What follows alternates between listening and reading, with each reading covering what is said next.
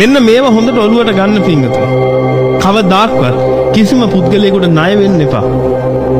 ඒ ණය වෙන්න එපා කියන හේතුව තමයි පිංගතුනි. ඒ ණය වුණොත් ඔබට ඒකාන්තයෙන්ම සසරේදී ඒ ණය ගෙවන්න වෙනවාමයි. එක ගමක පවුලක් හිටියා. ඒ පවුලේ පිරිමි දරුවා මේ ධර්මයට හරි ලැබි. මේ දරුවා ආව දවසක් ස්වාමින් වහන්සේ නමක් මුණ ගැහුවා.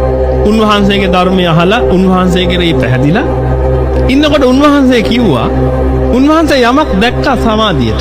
දැකලා කිව්වා, දරුවෝ තාත්තා මැරුණා නේද? ඔව් ස්වාමීනි, තාත්තා මැරිලා දැන් අවුරුදු ගාණක් වෙනවා.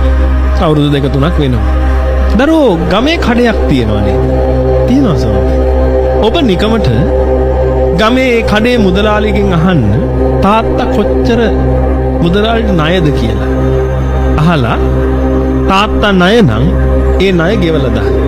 ඉතින් දරුවා බොහෝම මේ හාමුදුරන්ව විශ්වාස කරනවා. මේ දරුවා ගියා ගමේ මුදලාලි ගාවට. ගිහිල්ලා ඇහුවා, මුදලාලි අපේ තාත්තා ඔබතුමාට ණයයිද? ඒ වෙලාවේ මුදලාලි කියනවා, අනේ ඔව් පුතේ මේ ණයක් තිබුණා මං ඕව ගණන් ගන්නෑ. එයා මගේ යාළුවෙක් නේ. නෑ මුදලාලි. තාත්තා කීයක් ණයද කියලා මට හොයලා කියන්න. ඒ වෙලාවේ මුදලාලි අර පරණ පොත් පෙරලා මෙන්න මෙච්චරක් ණයයි කියලා. මේ දරුවා ගෙදර ගිහිල්ලා ඒ සල්ලි අරගෙන ඇවිල්ලා මුදලාලිට දුන්නලු. මුදලාලිලත් හරි සතුටින් මේ වගේ දරුවෝ ගැන. මුදලාලි කිව්වලු, මන් දැන් මොකද්ද පුතේ කරන්න ඕනේ? මුදලාලි, අපේ තාත්තා ඔබතුමාට ණය නැහැ කියලා 3 පාරක් කියන්න කිව්වලු. 3 වෙනි පාර කියලා ඉවරනකොටම හරකෙක් කෑ ගහන සද්දයක් ඇහුණලු එකපාරට. ගේ පිටිපස්සේ මුදලාලිගේ. එතනට ගිහිල්ලා බලද්දි මුදලාලිගේ හිටපු නාමර වස්සෙක් මැරලා වැල්ලා ඉන්නවලු ලේ පෙරාගෙන. මේ සිද්ධිය දැකලා බොහෝම කම්පණයටපත් වෙලා ගිහිල්ලා හාමුදුරන්ගෙන් ඇහුවලු මේ දරුවා, හාමුදුරනේ මෙන්න මෙහෙම දෙයක් වුණා කියලා. ඊට පස්සේ කිව්වලු, දරුවෝ ඒක නිසා තමයි මම ඒක කරන්න කිව්වේ. ඔබගේ තාත්තා ඒ මුදලාලිට වෙච්ච ණය පියවන්න, ඒ මුදලාලිට බරා දෙන්න හරකෙක් වෙලා ඉපදුනේ. ඒ ණය ගෙවිලා ඉවරයි. ඒ ගනුදෙනු එතනින් පිය වුණා. ඒක නිසා තමයි එතනින් චුත වුනේ. දැන් හොඳ තැනක් ලබලා ඇති. බුද්ධ කාලෙට යන්න ඕනේ නෑ පින්වතුනි. මේ වර්තමාන කාලේ වෙච්ච සිදුවීම් මේ. හිතලා බලන්න. සසර කොයිතරම් ගනුදෙනු වලින් පිරීලාද කියලා.